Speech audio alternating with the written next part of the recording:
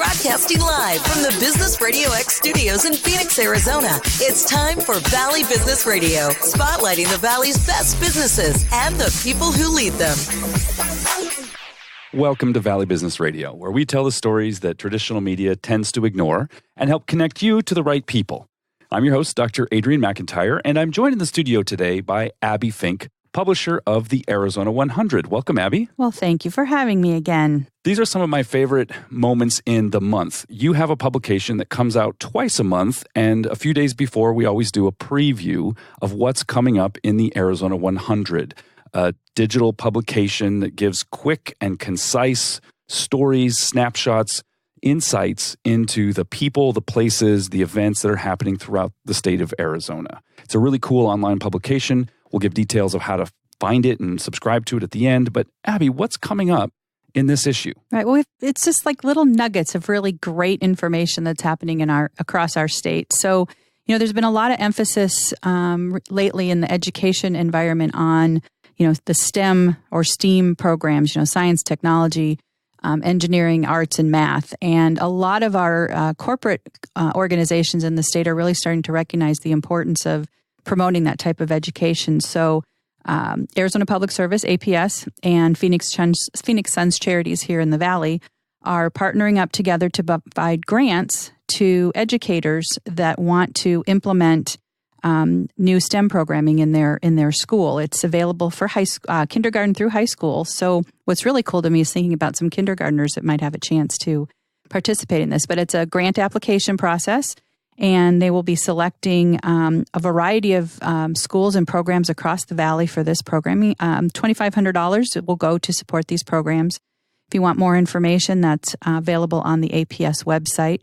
But I looked at the application. It's pretty straightforward. If you've got some interesting STEM programming that you're thinking about doing, I would encourage you to consider applying for one of these grants. This is very exciting because we ask so much of teachers in the school system, and yet in many ways we pay them so little for the important role they play in preparing the future of our world. So it's a great opportunity for teachers to get some additional support for programming designed for the future, not the past. Correct.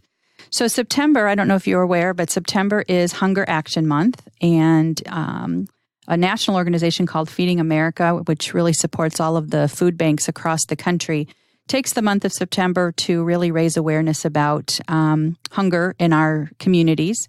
And restaurants and organizations across the state are taking action as well within their organizations. And here in Arizona, Subway Restaurants is participating in a program where for every 2 meals that a customer purchases, they are going to donate 1 meal to, or the cost of 1 meal to the food banks in our community, up to 150,000 meals through the end of the month. So it's a great way for you to enjoy and help support the important work that our food banks are doing here in the state. It's very inspiring. And Subway Kids and Sports of Arizona is just a really cool organization that does some really great work out in the community. In addition to feeding everybody, right? The actual nonprofit side of the Arizona Subway franchise is really committed to our community. Well, and their real mission is to really support those programs that impact our kids, and which is so great. And obviously, children are an important part, and we don't want them out there being hungry. And so this is a great way to get connected to that. We've talked in the past on these shows about about Arizona and its commitment to the social services community, the recovery community, mental health and mental awareness programs, and so we're really excited to be profiling this organization in the issue this week, which is a program, a campus really called Buena Vista at Chandler. And they are a drug and alcohol detox and treatment campus that's opening up in Chandler. They have been seeing outpatients for about a month now, and they will start their residential program here in the month of September. It's about a 50,000 square foot campus. And what's real interesting about this location is, in addition to the licensed medical professionals that will be delivering this real comprehensive and focused program, medically monitored detox programs, but they've really stepped up the atmosphere at these locations to really be serving the community that in need with dignity, right? It is they are respecting the individual, private bedrooms, private restrooms, a lot of activities for these individuals once they become out of their detox and are into their residential program to really keep the mind and body and spirit active, as well as they're focusing on their recovery. So, if you find yourself struggling and are in need of these kind of services, Buena Vista at Chandler is recently opened and are accepting patients right now. And it's a real innovative approach to this treatment of what we're seeing, sadly, in our community is an increase in dependence on opioids and such. So, yeah, there's a real pressing need, I think, and it's the measure of any society, the degree to which they take care of the most vulnerable. And, people in pain, people self-medicating, people struggling with a variety of issues need that support and that dignity in their care. So that's very exciting. I'm very glad to hear that that facility is opening. We were really impressed with when we learned about that really the emphasis on the whole person and not just on the addiction itself. So that was important to us. And of course, a issue of the Arizona 100 would not be complete if we did not talk about some great new restaurants and hotels that are opening in our state. I think we have one of these virtually every issue. But our friends to the north in Flagstaff are really, emerging really as a culinary destination. We're seeing all sorts of different types of new restaurants opening and some updates to some of the long-time restaurants in the marketplace. So we're going to see the Cottage Farmhouse French Bistro. We're going to see Root Public House. And lots of these restaurants are using locally sourced ingredients. And so, if you're going to, especially now when we're still seeing 100-degree weather here in the Phoenix area, looking for a little bit of a cool off towards the north, check out some of the new restaurants that are opening there. And this Root Public House sounds very exciting. It's a forest-to-table restaurant, not just farm-to-table. So true Northern Arizona ingredients, working directly with local sources. I'm very excited to check both of those places. Yep, me too. And if heading north is on your trip, but you're going to go a slightly different direction, our friends in Prescott are broken ground on a new Hilton Garden property there. Tourism in our state continues to grow, and Prescott is benefiting from what is happening. So they have entered into this arrangement with the WSH Hospitality and broke ground on a new hotel there, about 100 rooms. We're expecting it to open not too long from now, probably in the next 6 months or so. We're going to have some new restaurants, part of that hotel property as well. So put your plans on, get yourself to Prescott. And the city of Prescott as well is supporting this growth. There are new walking trails, new green space, playground, splash pad. And my kids love the splash pad. So it's going to be exciting to see what develops there along with the new Prescott Farmers Market. So a whole kind of upgrade of that historic area of downtown Prescott. Yeah, I love Prescott. I don't get there often enough. I actually should make a plan.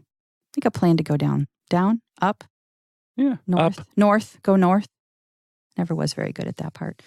So we have some new businesses opening as well. An organization called Heroes Inc. is relocating its headquarters from Santa Clarita, California to Chandler. They are expected to be fully operational in Chandler by the end of the year with about 19,000 square feet of industrial space. And what this company does is specializes in the repair, service, and testing of helicopter engines. And that's a very specialized kind of service. Yeah. That's not your everyday mechanic. No. So they are, there's a part of Chandler now that they're referring to as the employment corridor.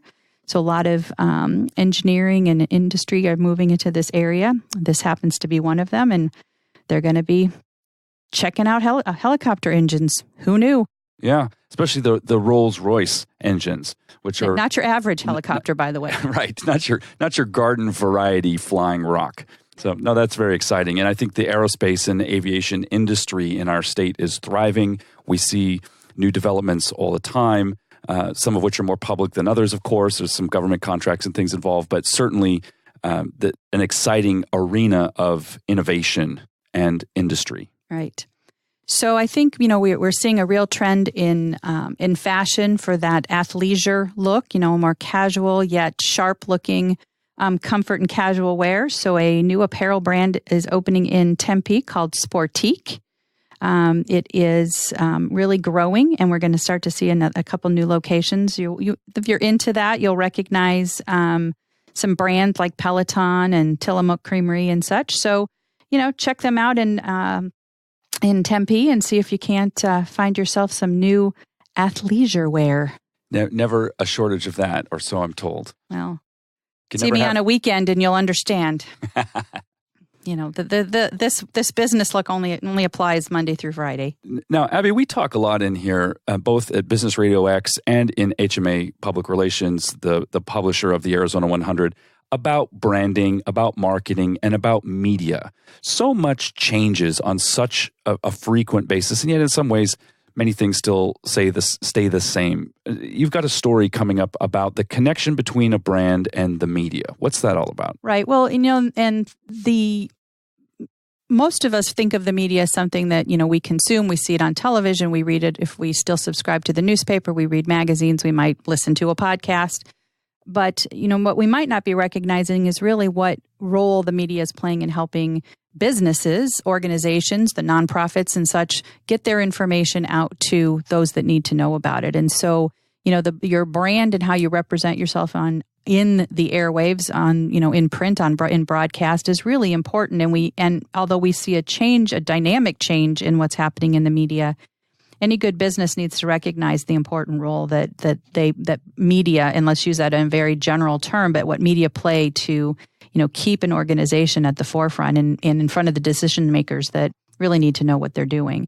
And as we evolve in our consumption of that information, and as we evolve as professional communicators, it's up to us to recognize really, that underlying message is still the same, that they help us get that out to who we need to get it out to. Media has proliferated, and we now consume it on screens of all sizes. The primary site of consumption for most people is the phone they carry with them nearly 24 hours a day. It's within reach.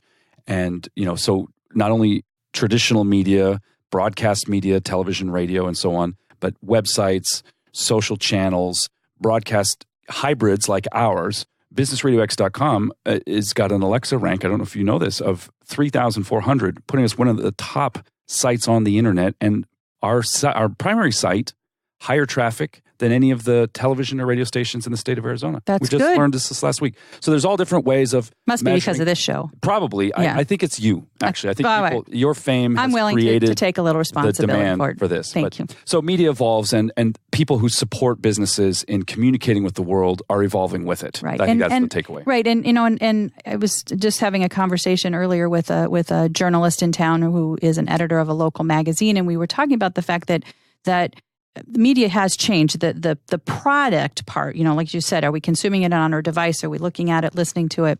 That may have changed, but the principle of it is exactly the same. We still need people to develop those stories. We need people to be sources for those stories. And all of us in the business world have an opportunity to be on both sides of that if we think about our branding in that way. And speaking of media and the channels through which we consume, this doesn't mean that our more traditional ways of communicating with the world have gone away. There's a radio station in Tucson that continues to thrive and attract an older audience. What's the story here with KDRI, The Drive? Right. How about that? So it's kind of fun to be talking about a media outlet. So, the folks in Tucson listening on 101.7 or 8:30 a.m. are going to be hearing a new platform, music and entertainment, that's targeting listeners age 45 to 64. So that is a slightly older demographic. I guess I'm right in the middle of that demographic. I don't know if I call myself old, but it's that from a research perspective, it might be considered a demographic that has been maybe otherwise forgotten. It's sort of a mid to end career individual, so maybe their spending habits have changed a little bit. But the owners of that station have decided it's an area to focus on and felt that it was a need that could be fulfilled. So we're going to hear music from the 60s through the 80s, and I'm kind of looking forward to it. I get to Tucson quite often, so I think I will program that in. I've been saying, having grown up in radio, 89.7 FM in Southern California, I've been saying for a good decade, maybe a little more, that community radio is going to make a comeback. that the era of big syndicated networks that have really gobbled up all of the frequencies and talent and are struggling with their own financial models, much like newspapers are, I believe that many new it's the same frequencies, many new owners, just like Fletcher, McCusker, Bobby Rich, and Jim Arnold here in Tucson, are going to be buying back frequencies and revitalizing local radio. I think this is the beginning of a resurgence of traditional over-the-air radio broadcast. It'll be interesting to watch, and I think you have a good point there. I can remember listening to the radio and all the information was very, very local. They would tell you the time, they would tell you the weather, it would be programming and activities, and we went away from that as more and more consolidation happened and over-the-air talent might be based in another market, but broadcasting in. And I think you've got a good point there that we're going to see a little bit, and I think it's playing out in other mediums as well. As I said, magazines, I think, are starting to see a little bit more.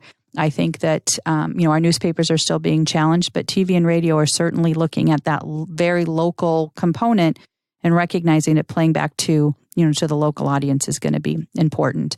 And finally, as it relates to kind of that, that branding and awareness, a business today really doesn't exist if they don't have a website, right? That's an automatic now. Did you look them up online? Did you try to find them? What can we find?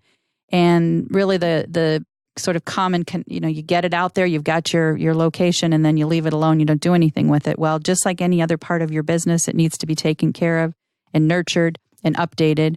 And so some advice from Eric Olson at Fast Turtle on what to think about when it relates to your website. You've got to look at the back end. You got to look at some of the analytics and such, and make sure that your messaging remains clear. It's still relevant for your business today, as it was when you might have started that business a handful of years ago. So some good advice there, and some recommendations on how to update and keep your website fresh and accurate for the business that you're in today. It's certainly not a set it and forget it type of a thing. There's a lot that needs to go on to keep that current, to keep it optimized, to keep it working for you, and actually generating new business, not just taking up space on the internet. Right. So that wraps up another issue. Again, it comes out the second and fourth Thursday of every month. You can subscribe. It is free at thearizona100.com. You can also submit calendar of events activities to post on our website. And if you've got news of information that might be of interest to your friends and family across the state of Arizona, we'd love to hear from you as well, and might feature you in another issue coming up. And a very large distribution. I think people who are looking for a place to put stories, this is currently going out to about 35 to 40,000 subscribers, all email. And then, of course, all the stories live online at thearizona100.com forever. So 100-word stories or 100-second videos, a unique publication really bringing to light lots of interesting activity throughout the state of Arizona. Abby Fink, publisher of the Arizona 100, thank you so much for joining us. Thank you. For all of us here at Business Radio X, this is Dr. Adrian McIntyre, and we'll see you next time on Valley Business Radio.